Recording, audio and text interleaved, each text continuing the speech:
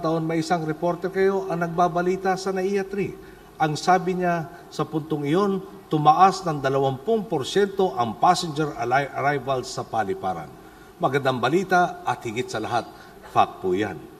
Sa kabila nito, nakuha pa pong humirit ng isang anchor nyo at ang sabi po niya, and I quote, nasa NAIA 3 ka kasi, kung nasa NAIA 1 ka, doon malala, close quote. Sa loob ko po, anong kinalaman ng ibinabalita sa NAIA 3 sa NAIA 1? May nagsabi po bang ayos na ang NAIA 1? Kung meron man ho, hindi kami. Nakaligtaan niya atang mahigit 30 anyos na ang strukturang ito. Napapaisip nga po ako, yung nagkomento nito, hindi ba't 6 na taon ding tumangan sa renta ng gobyerno? Sabihin na po nating minanalang din nila ang problema, di hamak, mas luma naman ang pinamanang nilang problema sa amin. 6 na taon ang ipinagkaloob sa kanya para tumulong sa pagsasayos ng mismong inirereklamo niya.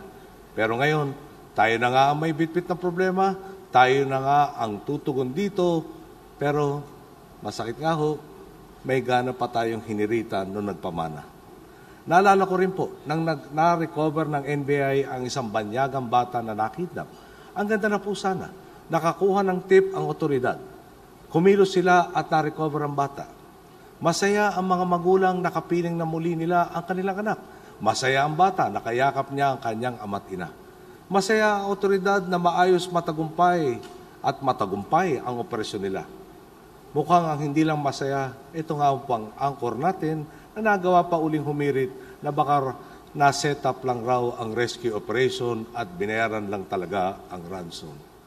May naitutulong po ba ang mga walang basehang spekulasyon, lalo na kung lumalabas ka sa telebisyon at sinusubaybayan ng sambayanan? Pero kung alam mong opinion maker ka, alam mo rin dapat na meron kang responsibilidad.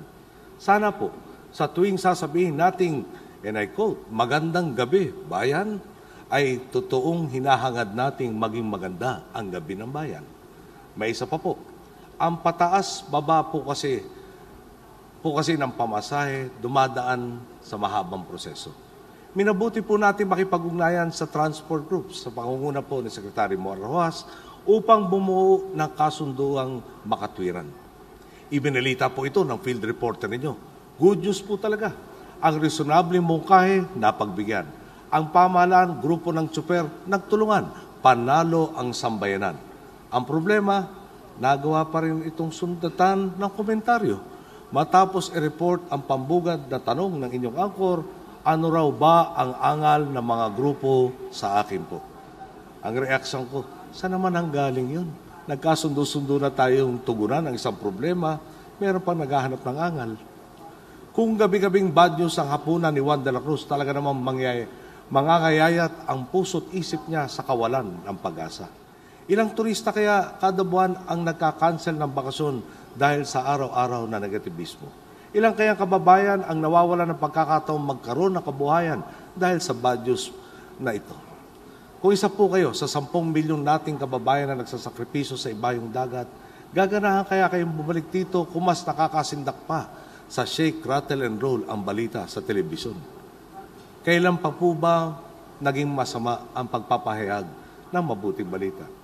Hindi naman po siguro masusunog ang mga TV sets at radyo ng inyong mga suki kung paminsan-minsan ito ang inyong balita. Alalahanin po natin, anumang sinasabi nyo ay nakakaapekto sa pananaw ng Pilipino. Humuhubog sa kanyang mga kilos, sa pagtingin niya sa kanyang sarili, sa kapwa at sa bayan. Muli, at ako po'y pagpapasensya ninyo kung masyadong prangka nagsalita ngayong gabi. Maganda na ho siguro yung totoong sabihin para magkaunawaan tayo ng maliwanag. Muli po, binabati ko ang TV Patrol sa inyong ika-25 kaarawan. Maraming salamat po sa inyong paglilingkod sa bayan at more power po. Magandang gabi po.